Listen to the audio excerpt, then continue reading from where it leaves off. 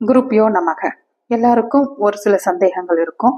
எந்த எண்ணெயில தீபம் வைக்கலாம் அப்படின்ட்டு.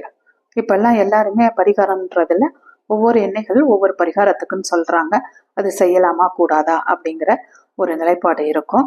அதுக்கான விஷயம் என்ன அப்படின்னா, நெய்ல தீபம் வச்சா சுகம் உண்டாகும். மகாலட்சுமிக்கு இது உரியதாகும். நல்லெண்ணெயில தீபம் வச்சோம்னா பிடிகள் பீடைகள் வீட்டில் இருக்கிற கஷ்டங்கள் அகலும்.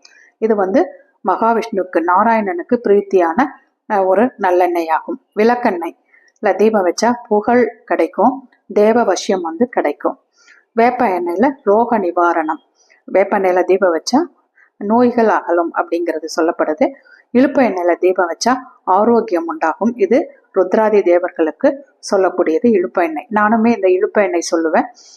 கணவன் மனைவி பிரிவுக்கு இழுப்ப எண்ணெயில தீபம் வைக்க சொல்றது உண்டு. தேங்காய் எண்ணெய் தடைகளை விளக்கும் அப்படின்னு சொல்லலாம். அது முக்கியமா ஏத்துறது அப்படின்னு பாத்தீங்கன்னா விநாயகர் பெருமானுக்கு தான் தேங்காய் எண்ணெயில தீபம் ஏத்துறோம். கடலை எண்ணெயில தீபம் ஏத்துனா தரித்திரம் உண்டாகும் அப்படிங்கிறது சொல்லப்படுது.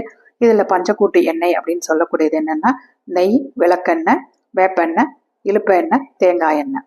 இது தேவிகளை குறிக்கக்கூடிய ஒரு நிகழ்வா இருக்கு. வாழ்க வளமுடன்.